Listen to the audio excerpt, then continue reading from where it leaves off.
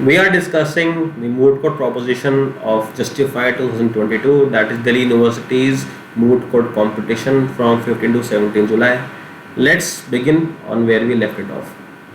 Now we were here that on 15 January, the head of GPP, Mr. Rose, wrote a letter to the so and so. Now this whole paragraph marked in blue is obviously in favor of the applicant, that is Seplica, and this has a variety of lines which can be used by Seplica in its favor.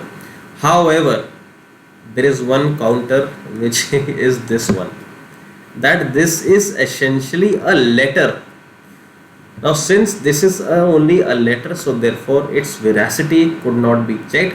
It is just the opinion of one Mr. Ross, who is the head of GPP, and we do not know with what intentions has Mr. Ross written that, right? It can be politically motivated, written only to further, raise arguments or counter or a propaganda actually against the respondent, and therefore the respondent can say, since it is only a letter, it doesn't prove anything. It is in fact motivated writing, and Mr. Ross never wrote any such letter or made any such arguments regarding the instability of GPP before any authority before the war. But now the war has started and you are losing, so suddenly everything has gone supposedly haywire, and therefore this letter should not be paid heed to. And obviously moot court competitions or any sort of argument can be made based upon facts and not opinions. And even if there are opinions, let's say even if there is an expert opinion, still if you do not have the opportunity to cross-examine that expert witness, so therefore that letter has no evidentiary value, right? Next, this line from Kabora Kathin, forces move towards Pasep, and so on and so forth. This is very neutral, nobody can use it in his favor. Next is Mr. Mikhail revised his directions from 22nd January 2022 and sanctioned forces to go to any extent in order to liberate ethnic Athens and establish pro-Kathin regime. So this line, go to any extent, can be used by the applicant in its favor and say that okay, they were doing anything, they were not acting within the confines of law or boundaries of law. But what the counter is that when we say go to any extent, it only means go to any legal extent or any pragmatic and practical extent, which obviously does not mean that you commit a genocide, and that's all. And we also believe that since ours is a very professional and a very moral army, just like Indian army, so we don't need to say go to any extent but don't commit any crime. We don't need to say it, because our armies are intelligent and professional and moral enough. So when we say go to any extent, we only mean regarding the steps taken legally and morally, and we don't need to tell everyone, every soldier single time that okay, go to an extent but don't commit any crime. We don't want to say it because we don't have to say it, right? So this can be argued. Next is, he also put Katha's nuclear forces on high alert while addressing the national press conference in Katha's capital, Duban. The external affairs minister, Miss Maria so and so claimed, right? You can read this on your own.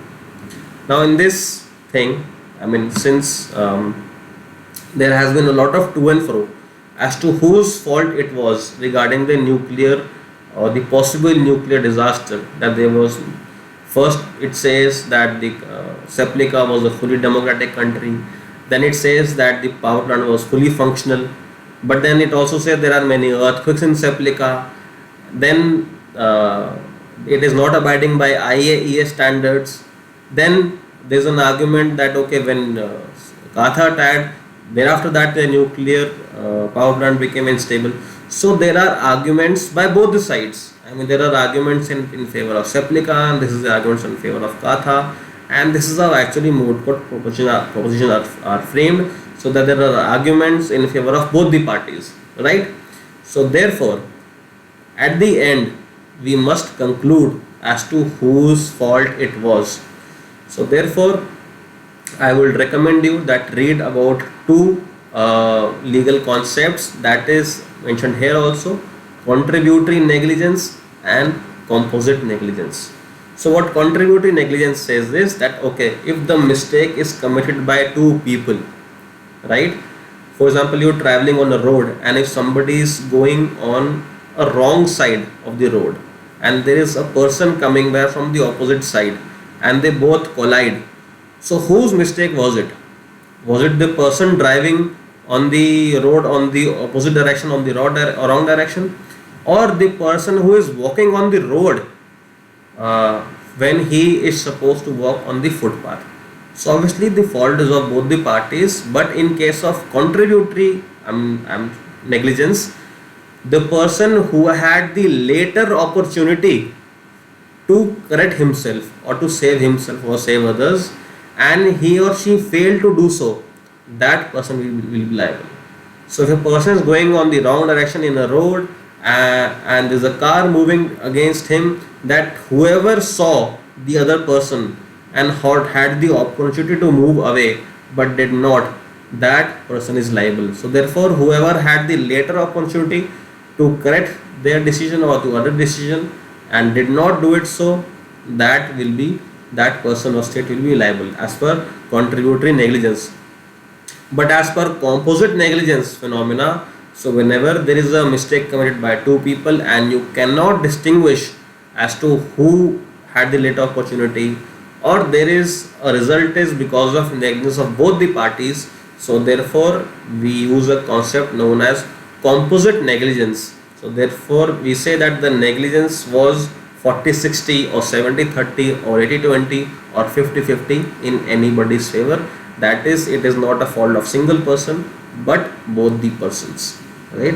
And then we calculate as to what degree one person's fault was more and one person's fault was less, and that is as per composite negligence. So you can read upon this. Next, after receiving the revised instructions, Carthian force started a series of targeted killings, right?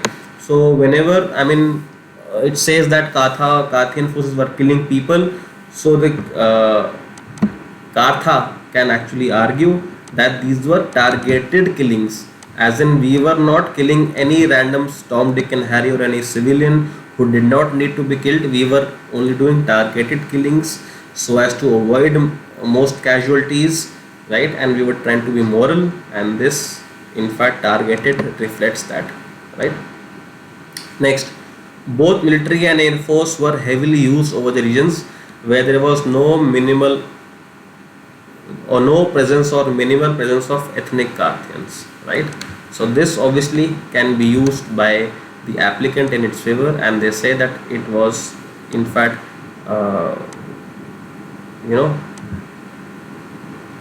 they were trying to kill only those people who were not from that particular race. However, it can be a very good counter argument that because we were targeting the strongholds of military and radical groups only, so therefore the Carthians will not be there. So the intention was not to kill any particular race, but to actually fight the army, the opponent forces and the militants or the people who were having atrocities against Carthians and their strongholds. And since we were in their strongholds, therefore there were naturally no Carthians in that particular area. Next, so this whole paragraph, as you can see and as is evident also, is in favor of the applicant only, and I will not read it line by line. Still, I just read this one. A Saplica wrote to the UN Secretary. So again, this is just a letter. It does not speak to any fact in any issue. You, as in previous case, you can again argue that it is only a letter. It doesn't mean it's true. It's motivated writing. You cannot cross-examine him, and therefore veracity cannot be checked, and therefore this whole paragraph has no evidentiary value. This can be argued. Next, this is a very general line that now people are fighting war, now they want to settle, now they have agreed to approach the ICJ, and that is very neutral. Next is Kartha has made reservations against Article 8. Now this is a very important line. The Kartha has made reservation with respect to Article 8 of the Convention on Prevention of Genocide 1948. What it basically means is that the Kartha has not agreed that Article 8 be used in any of these proceedings. What it actually means is, but we must also know what is Article 8.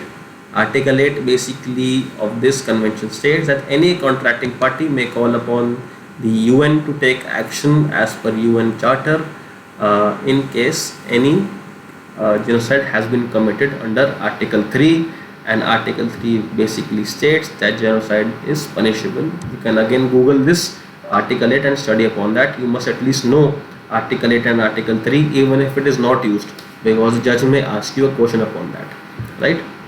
The next line is that the both states are members of UN and IAEA and have ratified all major treaties on human rights, environmental and humanitarian law.